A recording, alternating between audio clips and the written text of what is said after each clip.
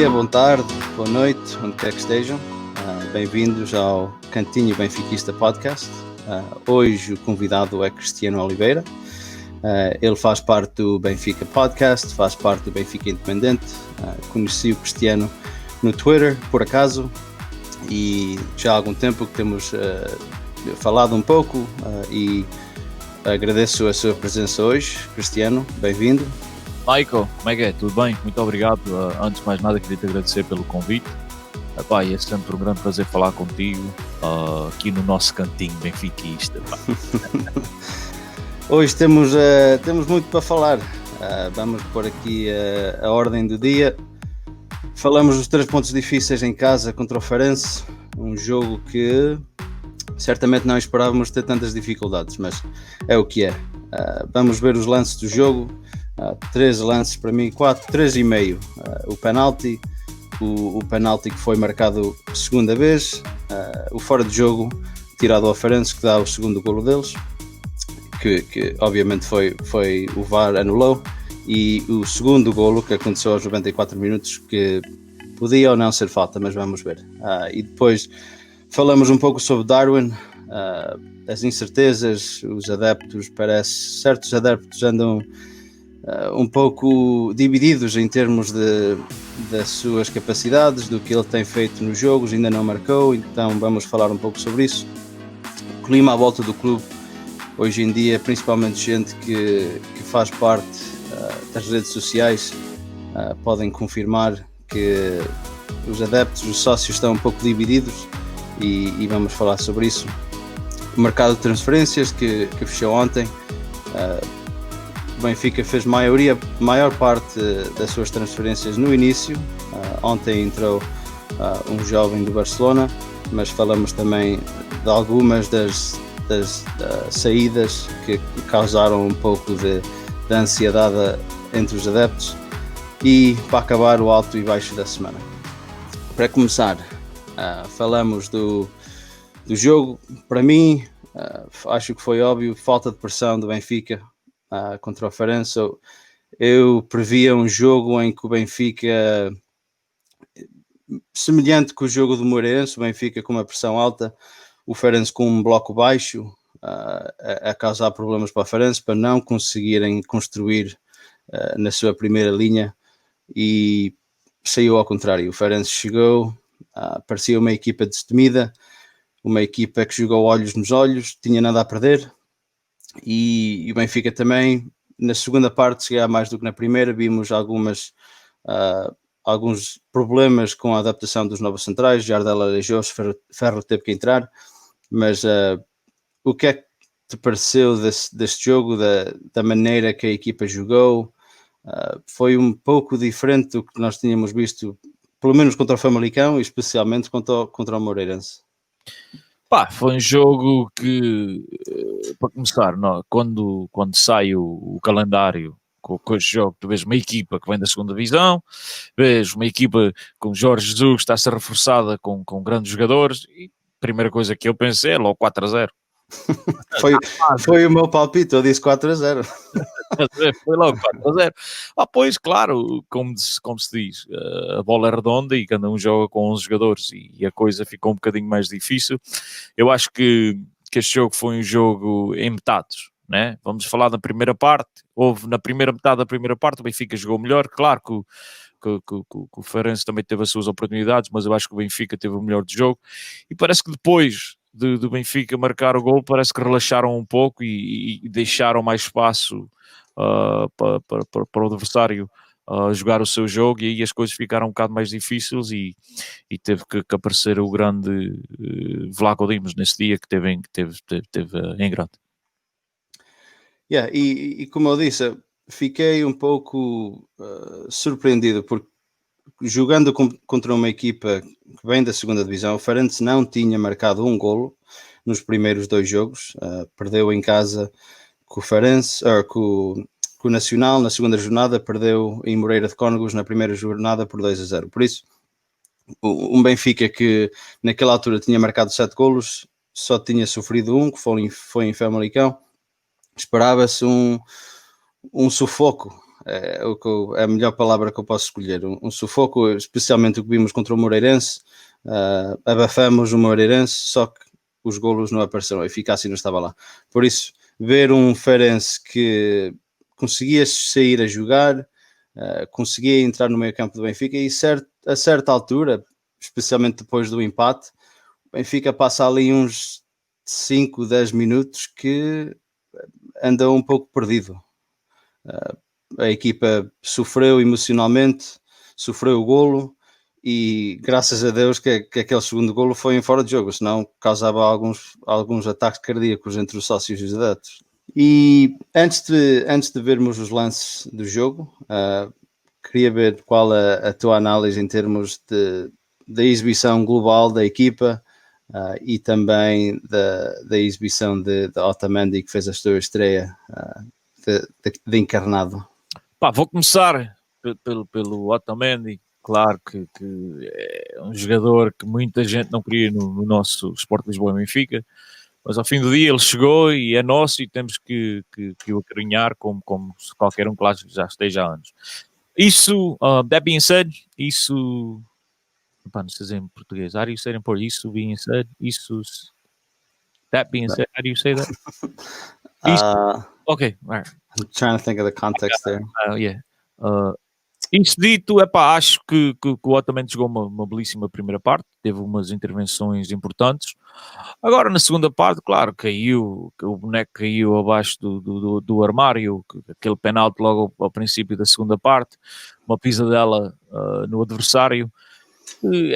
Pode ser ali discutido que chegou a tempo, chegou um bocadinho tarde, mas uma coisa temos que ser sérios e temos que alguém devia ir lá ao Seixal e falar com o Otamendi, era explicar-lhe que isto não é o Futebol Clube do Porto, na grande área vão ser chamados, nem que seja meia hora depois pelo VAR. Mas ele entra sempre a matar. Ele foi sempre um jogador, mesmo no Manchester City era igual, não é? Ele ou é 8 ou 80 e sim, geralmente é 80 com ele. E um gajo aprecia um jogador desse que joga sempre com o seu máximo esforço e a gente, claro, gostamos de gajos que fazem isso. Agora, vamos avançar um bocadinho mais. Ele também teve outras intervenções, esteve um bocadinho mal. Depois do penalti, antes vamos recuar. Depois do penalti que ele comete, meia hora depois, o VAR lá disse que é penalti. Vlaco Dimos faz uma grande defesa ao Scares Messi. O árbitro, como tu vais mostrar aí os lances um bocado, o árbitro faz o Ryan Gold marcar o penalti outra vez e mais uma vez o nosso grego, o nosso deus grego estava à altura e defendeu mais uma vez, mandou a bola para canto e nesse canto, claro, Benfica, tem que ser nosso Benfica, nesse canto, golo, Otamendi apanhado, olhar para a águia, a vitória a voar à volta do estádio. E lá está, o empate 1-1, claro que ele podia ter feito melhor, mas não fez. Depois, como eu disse há bocado, teve mais umas intervenções que podia estar um bocadinho melhor, mas depois naquela no 94, 95, acho que logo ao fim do jogo foi o segundo golo do Feirense para fazer o 3-2, ele um bocadinho lento, mas também temos que dar um bocadinho... Aqui vemos o penalti aqui. Eu tenho que ver esse penalti, mas de ângulos diferentes, porque... Para mim, eu de início não achei que era penalti. Sim. Mas vendo outra vez, acho que ele acerta mais no pé do que na bola. Mas toca na bola. Mas... Sim, mas para mim tocou na bola primeiro ou segundo. Isso é que é... Isso é importante, mas mesmo tocando na bola primeiro... um jogador não pode levar o jogador. Não, tens razão, na grande área, devia ter um bocadinho mais atenção ao que está a fazer. Sim, mas esse jogador é assim, como tu falaste na bocada, ele entra sempre a... Esta jogada em qualquer outra parte do campo é falta, para mim. Se fosse ao contrário, estávamos a berrar que era penalti, não é? Agora, pode ser discutido, mas eu, para mim, vendo outra vez, acho que é penalti. Agora, em termos do penalti em si, a minha confusão aqui é o seguinte: o Vlaco Dimos, geralmente, ele começa atrás da linha de golo, como vemos aqui. Ele normalmente está atrás da linha de golo antes da bola partir. A regra que eu tenho aqui O guarda-redes deve ter pelo menos parte dos pés sobre a linha da baliza quando da execução de um pontapé de penalti. Sim, sim. Não pode permanecer atrás da linha de baliza. Agora, se formos ver, ele quando a bola parte, Já tem. ele tem um pé na linha de golo. Sim. E este pé Atrás. mas não está no chão. Está no ar. Sim, sim. Isso. Então, o jogador do Farense já está na área que marca. Então, eu quero perceber porque é que o penalti é repetido se a infração é de um jogador do Farense. Isso é que eu não percebo. Não é? Epá, eu também quando estava a ver o jogo em direto também não percebi bem a coisa, mas para dizer a verdade, não vou chegar aqui e mentir, não fui para trás estudar a jogada como tu estás a fazer. Mas, felizmente não teve. Aqui tem dois, podes fazer o. Podes fazer, português, podes discutir que estão dois cá em baixo e lá em cima. Sim, mas um destes marca o golo, que é a diferença. Sim, claro, mas ao fim do dia não pode haver ação, pode tocar na bola, aí podes ver que estão claramente 3 gajos mais avançados com os jogadores do Benfica. Por isso eu não entendo porque só se ele chama infração contra o Vlaco Dimos, mas se for infração não percebo porque é que há uma infração. Porque depois marca golo. Exatamente. Está no golo e aí um gajo ainda pode ignorar. Epá, não sei, para mim eu penso que chamou a infração, foi contra os jogadores do Farense por encroachment, como é que se diz em inglês, entrarem na grande área antes da bola ser batida. Eu acho que essa foi a razão, não é nada a ver com o Vlaco Dimos. Tivemos o azar e a sorte, né? Azar de defender e depois a sorte de ter que tomar outra vez o penalti mais uma vez. E aí, grande defesa. E esta defesa é boa defesa. Para ir lá abaixo buscar aquela bola e ter a força no braço para que a bola não entrasse, não é para qualquer um. Eu que sou um gajo que critico o Vlaco Dimos, gosto dele, conheço, não vou dizer que somos amigos, né, que andamos no batizado dos filhos uns dos outros, mas conheço e dou-me bem com ele, gosto dele para caraco, mas quando estou a falar da sua capacidade como guarda-redes para o Benfica, eu às vezes critiquei ontem, basicamente no Benfica Parcast, há umas jogadas aí que eu não entendo o que é que ele está a fazer, mas ele, tens de dar mérito, ele chegou ali, como tu disseste, a primeira foi difícil, e na segunda, para ir lá abaixo, aquilo não é nada difícil, e não é só acertar e ir lá abaixo, é que depois tens de ter a força no braço para impedir a bola de entrar. Temos que tirar o chapéu e dar mérito ao homem. E depois a seguir, Benfica teve um pouco de sofrimento aqui e alguma sorte à mistura com este lance aqui. O que me surpreende é quando eu estava a ver o jogo em direto, o Hélder Conduto e o Rogério Martínez, nenhum deles falavam deste fora de jogo. Só foi depois, metiam a repetição, depois é que o árbitro, o VAR anula o golo e depois é que eles falam no fora de jogo. Mas aquilo passaram-se uns 30 segundos e ninguém dizia nada do fora de jogo. Fiquei muito surpreendido, mas pelo Podia estar aqui, está fora de jogo. Acho que não há discussão neste. Podiam estar no estúdio a olhar para bonecos do Vieira, não estar entretido. Não, agora a brincar, a falar sério, um gajo não sabe, eles podiam estar a olhar para outras coisas. Às vezes, para nós é fácil criticar, mas quando estás lá dentro... Para mim não é uma crítica, não é? Eu fiquei surpreendido, porque eu até aprecio o trabalho dos dois, mas eu fiquei... Mal vi o lance, eu disse, tem que ser fora de jogo. Mas também podiam criticar, porque eles é o trabalho de deviam de ver logo também uma jogada dessas, deviam-se perceber que, olha, nitidamente está ali um gajo fora de jogo. E acho que é óbvio, não? Para mim, isso parece tipo fora de jogo está de Lose My Con contra o Benfica. E depois o último lance.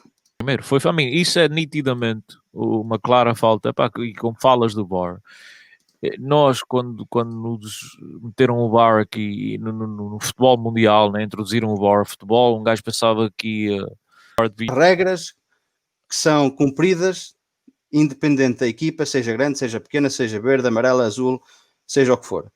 Ou então, isto parece que é um currículo para uns certos, é outro currículo para outros. Acho que isso é causa maior frustração aos adeptos do futebol do que outra coisa. Epá, tens toda a razão, e por isso que eu comecei, quando começámos a falar deste lance, eu falei que quando o VAR foi introduzido ao mundo de futebol era para limpar certas coisas, e como tu falas, em certos jogos o VAR trabalha perfeitamente, em outros trabalha quando lhe apetece, epá, e isso é frustrante, não entendo como é que isso acontece, epá, mas não é só em Portugal, mas vê-se, claro que nós somos adeptos do futebol português e prestamos mais atenção ao futebol português do que prestamos a outros países, e então a gente nota-se, né? Um gajo está sempre ali em cima e nota-se que certas equipas o VAR ajuda, né? E outros prejudica.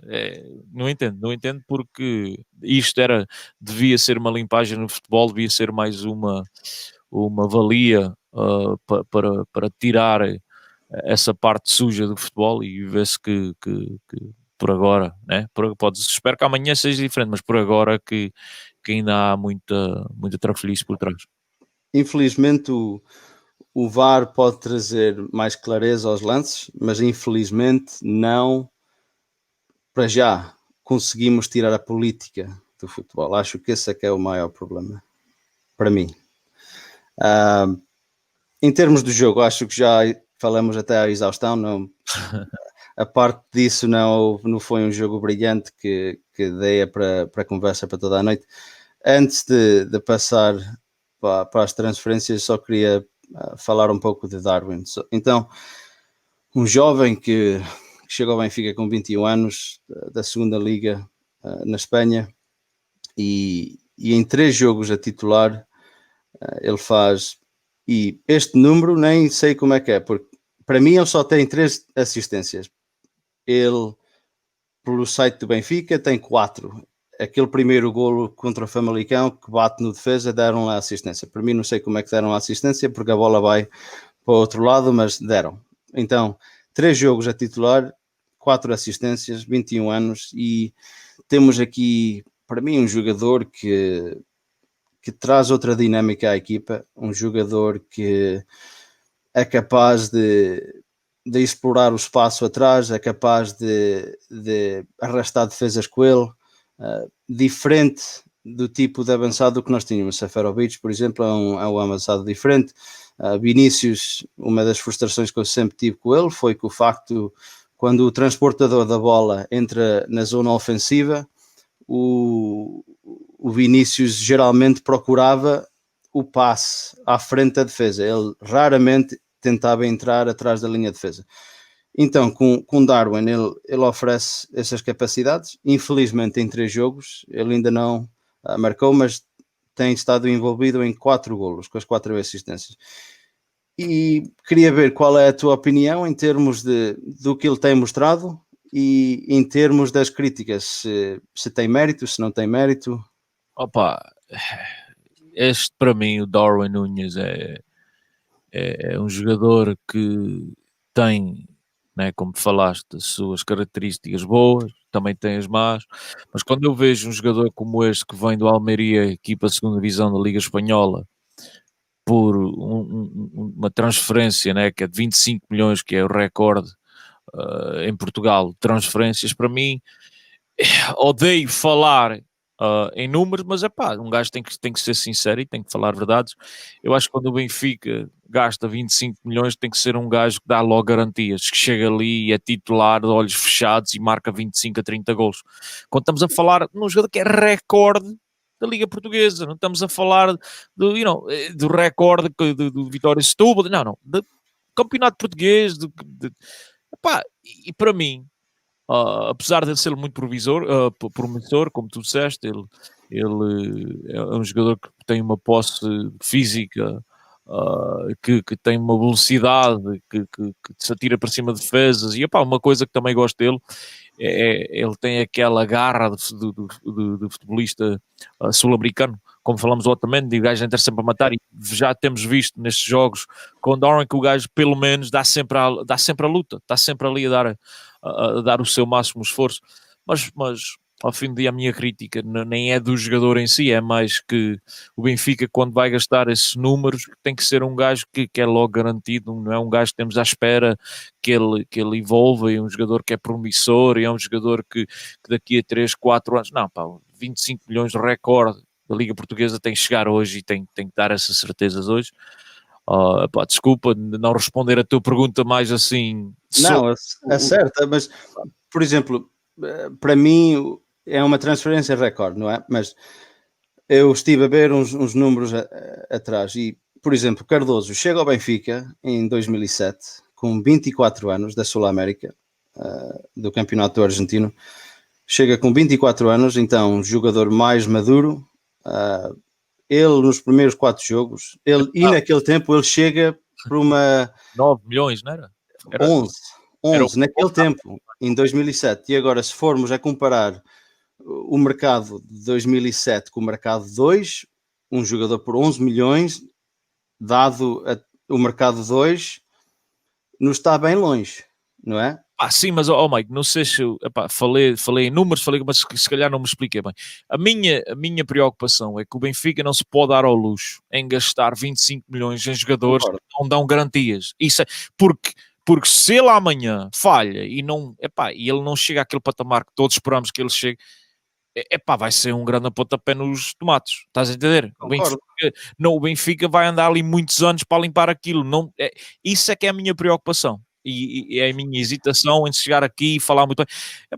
Eu espero que ele chegue ali, seja um grande craque, mas mesmo ele a virar-se craque, eu acho que o negócio é um negócio muito, muito arriscado ao Benfica, e eu acho que o Benfica não se deve arriscar a andar em negócios desses, arriscar porque, não estamos a falar de uma equipa que joga na La Liga, que joga na Premiership, onde o dinheiro chega ali de todos os lados. Não, vai ser preocupante se ele não atingir esse patamar. E aí é mais no negócio que eu estou a falar, não no jogador em si, no negócio. Concordo. Não, tem razão. Em termos dos números, é um pouco assustante, não é? Uma pessoa quando para e pensa naqueles números, para uma equipa como a Benfica gastar esse dinheiro, como dizes, não é? Espera-se um jogador que possa dar garantias. Infelizmente, no mundo do futebol, garantias não existem, não é? Já vimos muitos jogadores, Shevchenkos e tal, que foram para o Chelsea, um dos melhores avançados do mundo, chega ao Chelsea, não acerta nada, não é? Agora, um jogador jovem por 25 milhões é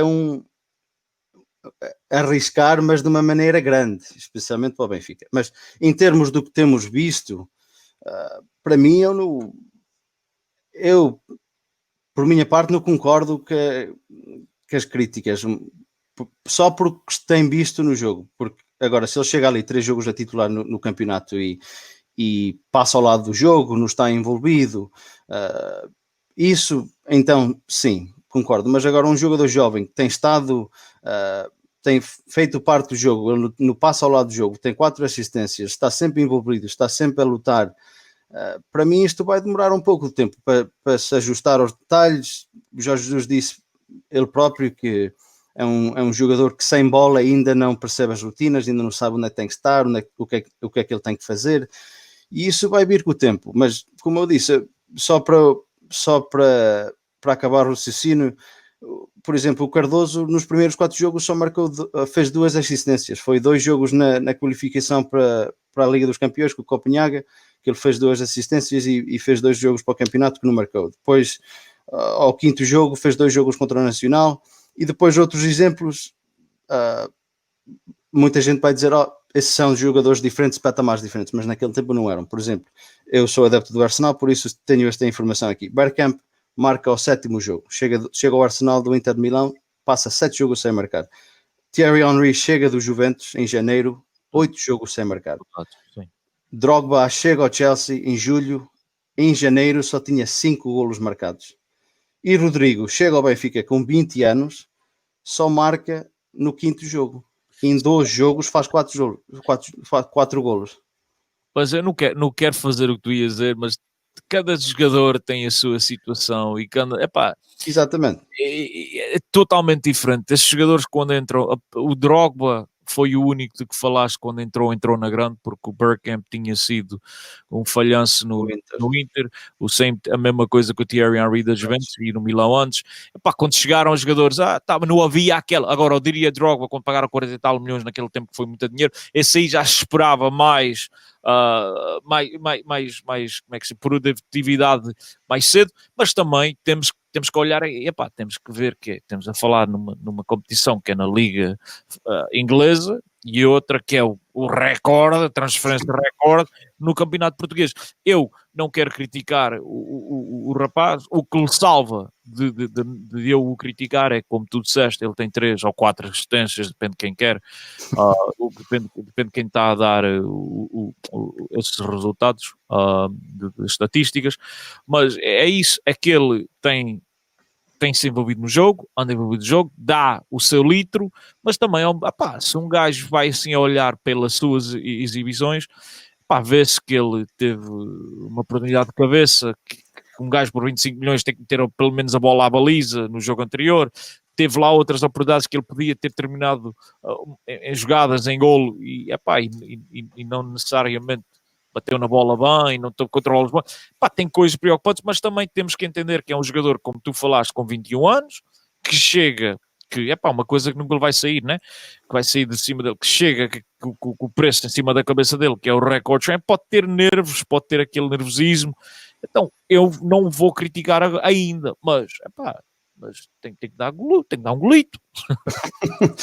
para acabar com este assunto, dado o que tu tens visto de Darwin nestes poucos jogos, para ti, tirando fora o número da transferência, para ti achas que vai dar em grande jogador neste Benfica? Como eu disse, para mim ainda o jury still out. Para mim, gosto em certas características do seu jogo, mas também, como eu te falei agora, há aquele toque não é toque de controlar a bola, onde a bola morre no pé, é preocupante, e depois também aquelas oportunidades, como te falei, na grande área. Não sei se ele tem aquela finalização, como tu falaste, o Cardoso fora da grande área, que tento explicar à malta jovem hoje. Quando o Benfica andava em contra-ataque e a bola passava ao Cardoso, os outros companheiros corriam para trás. Nem valia a pena correr para a frente, porque sabia como correr ali. Mas o homem, quando era em livres, quando era em oportunidades de gol, o gajo era um finalizador e metia a bola lá atrás no redes, que é importante. Agora, se o Darwin não tem aquele controle que eu gosto e falha, mas sei lá, ao fim do dia mete lá 2 das 5 oportunidades que tem por jogo, fico todo contente.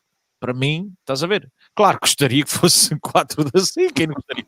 Mas se o gajo chega ali e mostra que é um matador como era o Cardoso, a gente vamos esquecer dos números e vamos esquecer que ele ao princípio só fazia assistências, mas sabes como é que é? A pressão de ser a maior transferência, a pressão de chegar ao Benfica, com o Jorge Jesus ser o seu grande avançado, depois todo o barulho que houve ali à volta de outro avançado uruguaio, ser ele a chegar, sabes como é que é? Isso vai ter tudo, aquela pressão que qualquer grande jogador chega a um grande clube como o Benfica vai ter sempre por cima dele. É verdade. E agora passamos a um tema difícil de engolir para mim, pelo menos, o clima à volta do clube.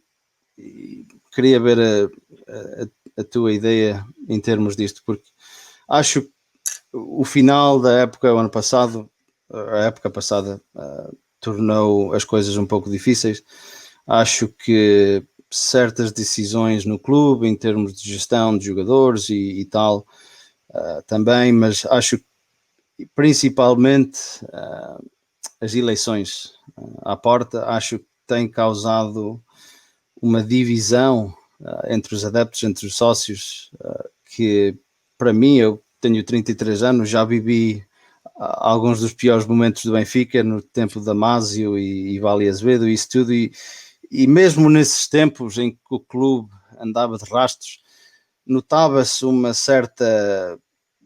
certo optimismo dos adeptos, não é? Isto, somos o Benfica, isto vai ficar melhor, não é? E neste momento sinto que há mais gente contra e para mim parece que hoje em dia critica só para criticar. Eu fiz outro dia, estive numa brincadeira a dizer que a certa altura, quando entrarem os adeptos no estádio outra vez, vão criticar por causa do papel higiênico que tem lá no quarto de banho, não é?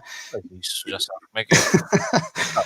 Mas isto chega a um certo ponto que isto está difícil. Não sei como é que é a tua perspectiva. Eu não me importo, eu para já, se estão contra, têm todo o direito, são benfiquistas, se estão a favor, têm todo o direito, são benfiquistas. Para mim, isso do contra, a favor, isso faz parte de ser benfiquista, faz parte do nosso grande clube, que é o primeiro clube democrata em Portugal. Isso é que é o Benfica, né? Cada um pode ter a sua opinião, paga as cotas, mesmo que não as pagues, és benfiquista, podes ter a tua opinião. O problema que eu tenho é a separação, não a separação, mas o ódio entre as ambas partes. Isso é o problema que eu tenho, porque tu teres a opinião diferente de mim, está fixe, pá, isso não há problema. Mas agora, o ódio que há, ofender-se uns aos outros, isso é o grande problema que eu tenho, porque isso não é o benfiquista. Benfiquista, como eu te falei agora, o benfiquista pode pensar por si, pode fazer as suas decisões, apesar do que tu penses ou whatever. Isso é o Benfica. Eu falei isso no Twitter um dia ou dois atrás, porque por causa de eu ter uma opinião um bocadinho diferente do Tiago Dantas e os treinadores do Benfica, de Jorge Jesus e não sei o quê. Sou atacado a torto e direito no Twitter por causa de eu pensar diferente, mas estou completamente confortável com isso, porque eu acho que quando uma pessoa se põe na rede pública, se põe no public platform, que vão gostar de ti, como há gente que não vai gostar de ti, é parte do mundo. Mas agora, isso do ódio para trás para a frente, também me responderam nisso quando eu falei sobre esse tweet, também responderam e eu também já pensei, mas isso é hoje em dia, sai fora de futebol. Hoje em dia aquela educação que há, vais à rua, já não há. A malta hoje é muito fácil ofender do que tentar compreender. Eu gosto de azul, tu gostas de vermelho. Explica-me lá, mãe, porque é que tu gostas de vermelho? Eu gosto de azul, gosto de azul porque... E tu, não, hoje em dia eu gosto de azul, tu gostas de vermelho, vai para a tua bola, vai para o cara. Sabes como é que é? Já não há aquele respeito de um por outro. E também eu acho, Mike, que a maior razão, tu falaste da Maas e os Vale Azevedos, eu sou um bocadinho mais velho que tu, trust me, também vivi nesses tempos. Eu acho que a grande diferença, e que nós, claro, gostaríamos que fosse tudo aquilo, a ferver o Benfica e sentir o Benfica, mas a grande diferença que tu hoje notas o ódio, notas a paixão, notas, por bom e por lado mau também, é que hoje em dia há redes sociais. E hoje o Cristiano de New Jersey pode falar com o Mike, seja onde tu estás, Massachusetts, não estou errado, né? Posso falar com um benfiquista na África do Sul, posso falar com um benfiquista na Venezuela, posso saber a opinião do benfiquista em Matosinhos, posso saber a opinião do benfiquista ali que vive a atravessar a rua do Estádio da Luz, onde há anos atrás não, a gente não ouve, lá sabia eu quem era o Mike sabia quem era o Cristiano, né? Lá queres saber da opinião, porque nunca ias ouvir a minha e eu a tua. Hoje em dia é diferente, hoje em dia dá para sair essas opiniões muito mais fáceis, especialmente aquelas pessoas que não põem uma cara por trás da sua ofensa, da sua opinião. Eu acho que isso já tem mais a ver com nós, com a gente, com o ser humano de hoje em dia, o respeitinho que é muito lindo. É infeliz, mas esperamos que o Benfica, quando acabar isto tudo daqui, que é ao fim do mês, as eleições é outubro 30, não é? Uns 27 dias, 23 dias mais ou menos. Sim, esperamos que no dia 1, que ganhar ou perder, quem seja, a tua opinião, quem tu gosta, que estejamos todos unidos, porque ao fim do dia o importante é o Benfica ganhar e o Benfica montar grandes equipas e o Benfica representar as nossas cores e o nosso manto sagrado pela Europa fora e o mundo inteiro. Assino por baixo. Concordo. Para tocar no que tu disseste, passamos ao próximo assunto, que é um dos últimos assuntos em termos do mercado de transferências. Falaste no Dantas e antes de irmos a esse, só queria falar aqui de uns poucos que entraram e saíram. Acho que o maior, a maior incerteza para mim, para já, é Gilberto. Eu sei que já há anos que nós procuramos um defesa direito. Acho que André Almeida faz o papel, mas não é aquele jogador que cadeia nas vistas, que desequilibra. E Jorge Jesus pelos vistos, quis Gilberto.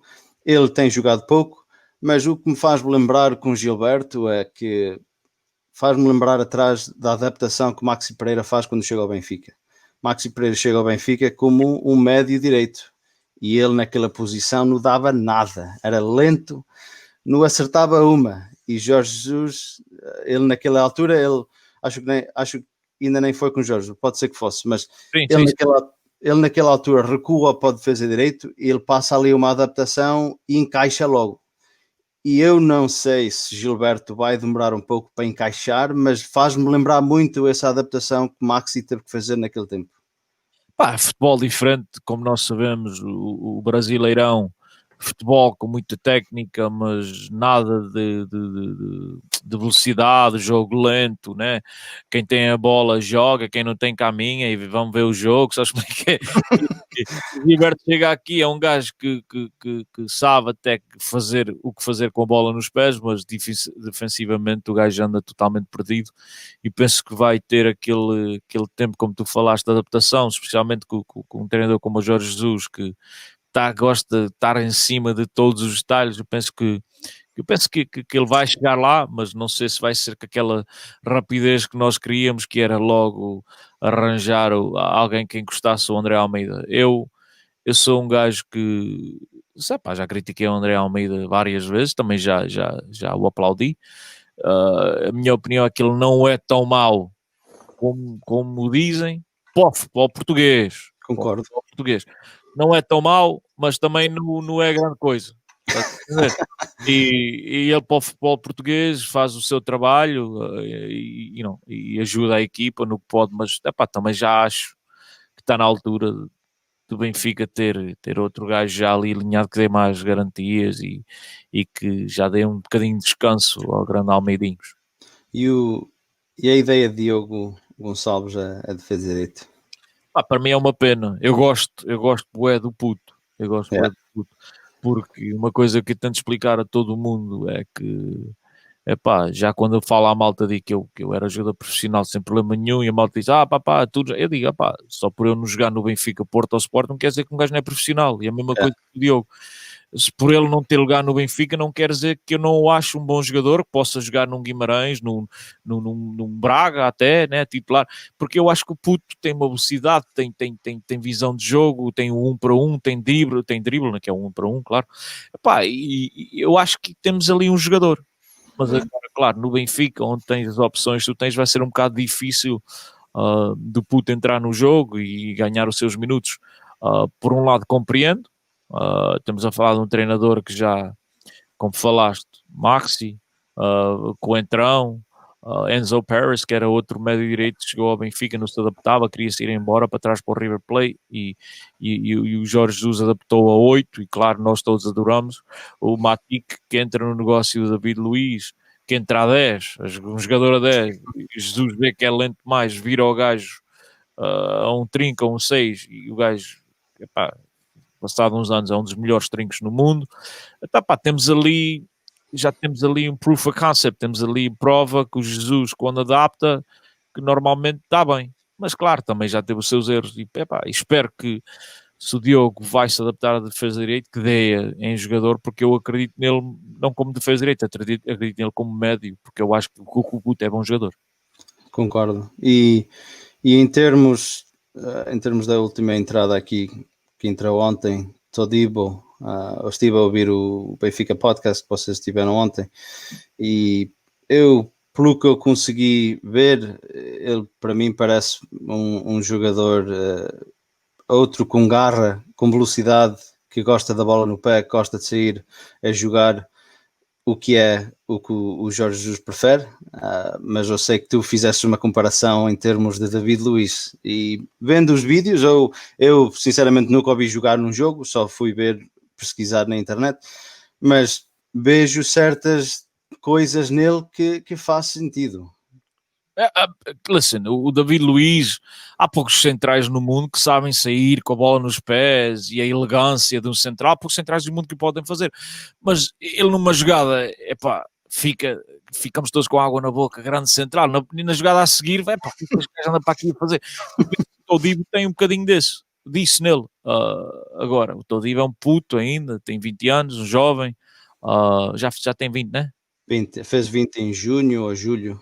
Já tem 20 anos, ainda pode aprender muito e pode mudar as suas características, mas agora, como vemos, é um gajo que entra a matar, como o David Luiz, na jogada a seguir entra com o pezinho de lance, tira a bola sem ninguém o ver, finta 3 jogadores e sai com a bola a jogar, e na jogada a seguir perde. Epá, é um bocadinho verde, mas faz-me lembrar muito o David Luiz. É um jogador que eu sempre adorei, o David Luiz. Sei que não é o melhor central do mundo, mas para mim, nas minhas equipas, jogava sempre, porque eu adoro o gajo. Ele nos bastidores é grande, pá, é um grande companheiro de equipa, é um gajo que o adoram lá dentro dos bastidores. E por mim, o David Luiz tinha sempre lugares nas minhas equipas. E o Benfica fica com uma opção de compra, não é? 20 milhões, acho que é. Sim.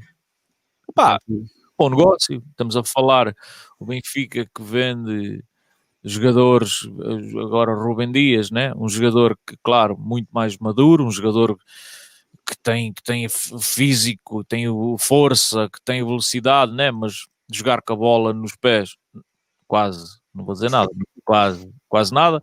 Vendo um jogador desses, titular de seleção portuguesa, né? Por 60 e tal milhões, temos a falar de um puto que vais pagar 20 milhões por ele, um puto que sabe jogar à bola, que tem aquela classe de jogador, que, epá, se ele evolve como nós esperamos, o jogador que é da seleção francesa, então, vou fazer a comparação, se vendem 1%, também podem vender este por cento, então para mim é um bom negócio. Concordo. E ainda jovem, nunca sabe o que pode dar. E para fechar a falar em jovens, isto é que já correu o mundo todo.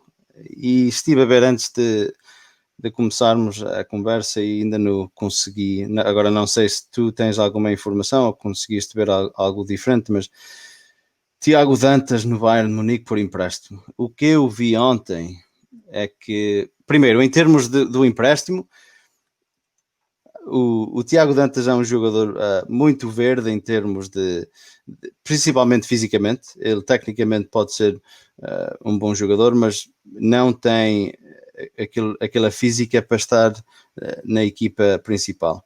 Nem vejo onde é que ele possa caber naquela equipa principal. Agora, em termos de negócio, acho que é um negócio bom, porque ele vai para um campeonato, mesmo sendo a terceira divisão na Alemanha. Para mim, acho, e não percebo muito do terceiro escalão na Alemanha, mas diria que é mais competitivo do que a Liga Portugal.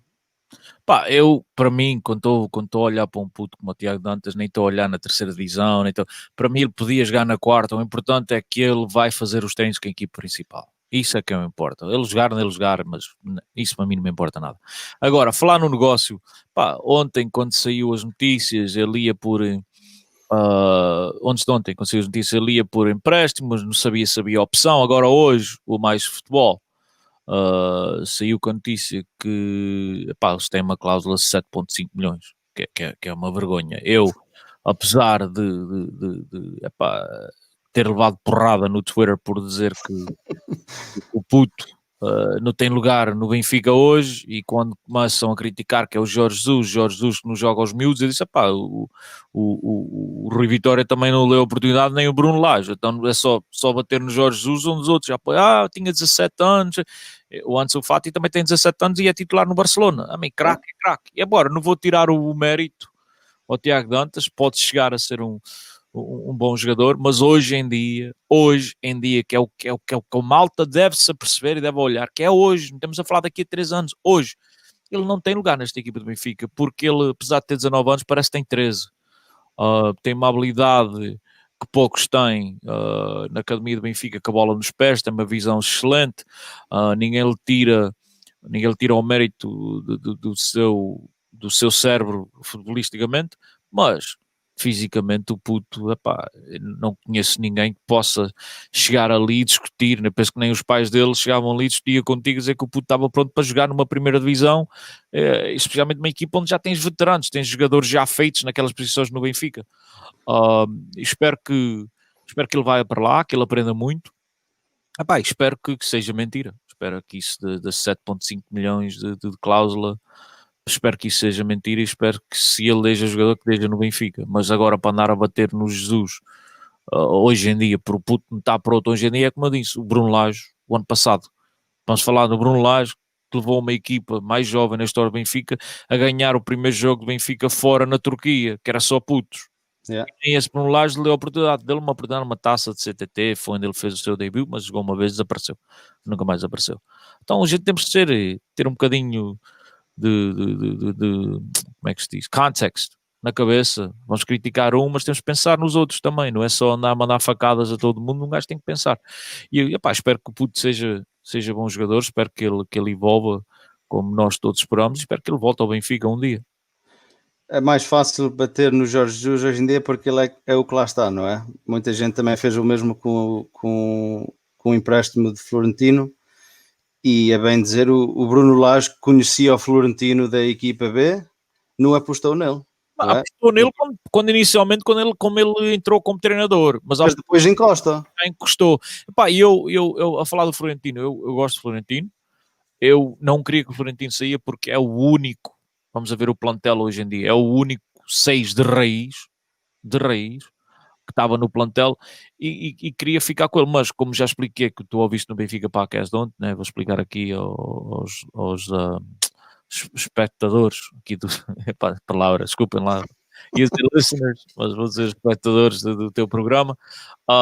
Epá, o Benfica no campeonato português e até na taça da cerveja e no campeonato taça de Portugal, raramente, se não ser jogos contra um Futebol Clube do Porto, não vai precisar jogar com nenhum trinco de raiz. Para ele jogar com 2 médios centros lado a lado, chega. E eu penso que isso foi o pensamento quando a decisão foi feita em deixá-lo sair. E depois também temos de ser honestos, pá, Benfica hoje em dia não é triste, isto aqui não é para atacar ninguém, não quer dizer que apoio, que não apoio, é só, pá, tem que ser sincero. Benfica hoje em dia, não, quando vê uma oportunidade de fazer negócio, não hesita. E é por isso que, mais uma vez, mais outro puto jovem sai para a porta fora.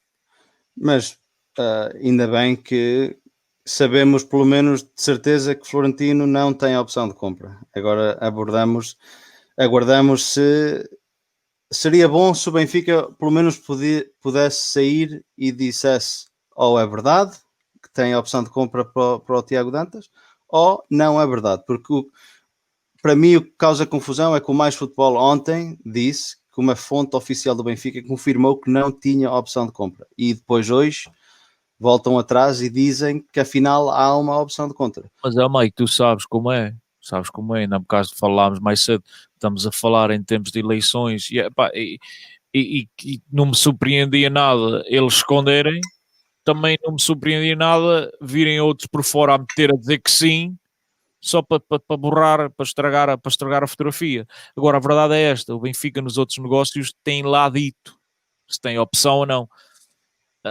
Porque é que ia mentir? Porque é que ia esconder agora nesta? Não entendo. Nem eu, mas mesmo o número, isso é que para mim causa mais incerteza, porque um jogador que tem uma cláusula de 80 milhões, que acho que renovou o ano passado, 88, e para mim pôr uma cláusula de opção em 7.5 milhões, para mim, nem o roupeiro levavam por 7.5. Agora, um jogador jovem como ele, tem tanto talento, um jogador promissor, com uma cláusula de 88 milhões e pôr uma opção de compra com o Bayern de Munique, que tem um poder financeiro incrível, para mim isso é uma vergonha. E um crime, para mim, um crime. Sim. Espero que não seja verdade. Quando a notícia saiu, estava fresquinha, tinha as primeiras notícias, era que ele tinha uma cláusula de 45 milhões. E eu disse, bom negócio, vendia já, esquece, não esperava até o fim do ano, eu vendia hoje, né? Mas mesmo aí, para mim, penso que é uma cláusula muito... que agora vemos que não é nada de cerca de 45 milhões.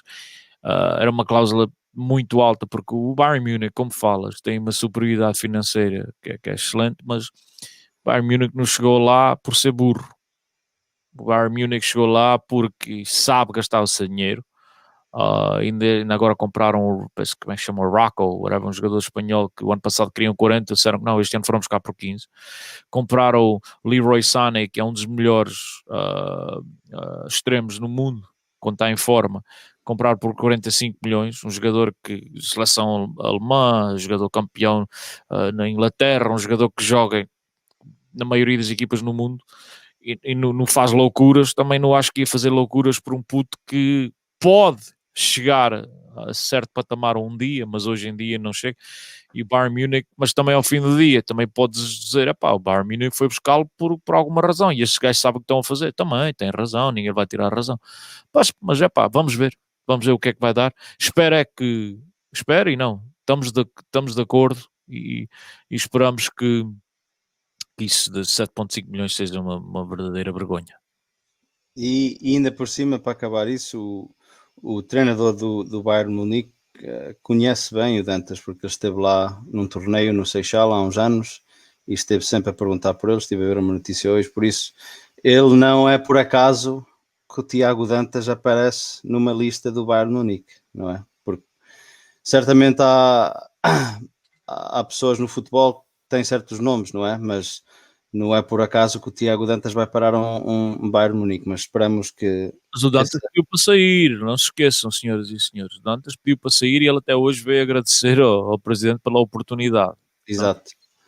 Então veremos. Espero que ele volte ao Benfica, um jogador mais maduro, um jogador mais completo e que ponha mais umas libras, uns quilos de músculo, porque ele hoje, eu vi uma fotografia, um vídeo da equipa principal entrar para o treino e ele entra 1 ou 2 atrás do Choupo-Moting e ele mal entra, parece que um dos jogadores mais idosos levaram o filho ao treino.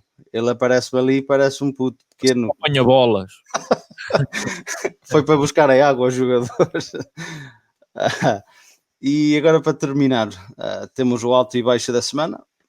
Eu começo e depois o Cristiano acaba com as dele. Eu começo com o baixo para acabar numa nota positiva. O meu baixo temos aqui o Jorge, haja paciência. Isto em relação à conversa que tivemos em termos do Darwin. Acho que, como já disse, acho que é preciso um bocado de paciência, um jogador jovem, um jogador que chega a um campeonato diferente, um jogador que chega com expectativas muito elevadas e que, pelo menos até agora, tem mostrado capacidades, tem mostrado umas características que não temos nos outros avançados. Espero que no próximo jogo seja o jogo que ele finalmente consiga mexer com as redes, mas veremos, mas para já acho que é preciso mais um pouco de paciência com ele. E no meu alto da semana, mexer com o jogo. E isso tem a ver com as mexidas que Jorge Jesus fez no jogo contra o Farense, porque, como eu disse há bocado, depois de sofrermos aquele golo do empate, a equipa sofreu um pouco emocionalmente, caiu um bocado, e ele, quando faz entrar Weigl, quando faz entrar Seferovic, acho que principalmente esses dois mexeram com a equipa um pouco, abanaram um pouco a equipa e felizmente o Seferovic conseguiu lá marcar 2 golitos.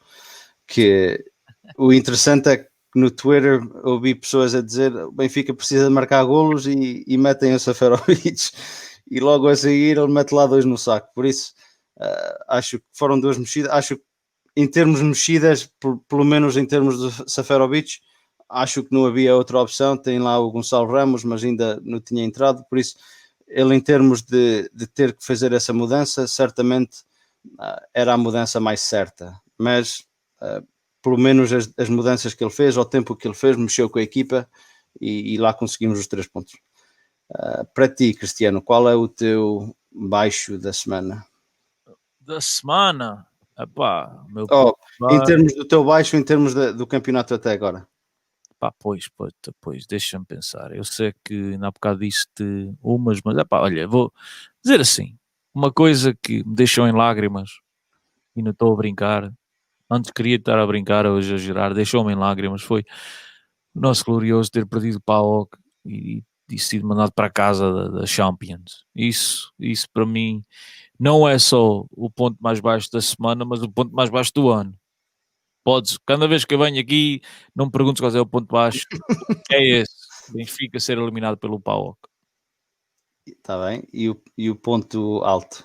Ponto alto, epá, é difícil um gajo dizer ponto baixo que foi eliminado, porque o meu ponto alto tem muito a ver com esse ponto baixo, que é epá, a aquisição, ou como é que se diz, trazer o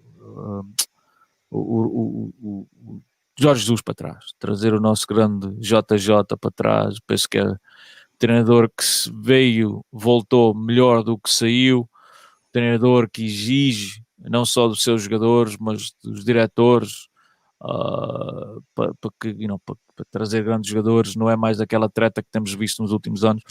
Sabemos que a equipa vai jogar à bola e é difícil um gajo estar aqui a falar bem, porque o meu ponto fraco foi com ele à frente. Epá, é difícil. Deviam ter feito, para mim, devia ter feito ao contrário, ponto alto e depois o baixo. Mas a verdade é que, sim, claro, o nosso ponto fraco vai ser sempre esse, mas eu acho que o Jorge Jesus no resto do campeonato vai fazer muito mais coisas boas do que coisas más, e estou feliz porque sabemos que esta equipa pelo menos vai jogar à bola, e vamos estar sempre em jogos para ganhá-los.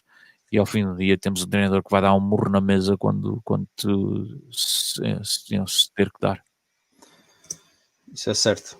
Então, isso acaba a ordem do dia. Primeiro queria agradecer, obrigado Cristiano mais uma vez por ter aceito o convite, ter uma conversa aqui sobre o nosso Benfica, que é sempre um prazer, e espero que seja muitas vezes que possamos ter esta conversa. E vou pôr aqui alguma informação em termos de contactos, em termos das várias plataformas. Pode contactar o Cantinho Benfiquista @gmail.com. Está mal, pá, mas isso ok. O quê? Tem CO na OC, mas está desculpa, eu ponho na descrição do vídeo depois. Tem aqui o Twitter do Cristiano, tem o meu, o YouTube canal, subscrevam ao canal no YouTube, tem aqui também no Instagram e também no Facebook. E também, para não esquecer, como eu disse ao início, o Benfica Podcast, o Cristiano, o Alfredo e estamos a esquecer o nome, o David, no Benfica Podcast em inglês, se quiserem ouvir, e também no Benfica Independente, que tem lá muita informação em termos de podcasts, em termos de artigos sobre o nosso Benfica. Por isso não podia esquecer, e também ponho a informação na descrição do vídeo. E também quero mencionar o livesoccertv.com, um amigo meu que ajuda-nos em termos de informação das transmissões dos jogos.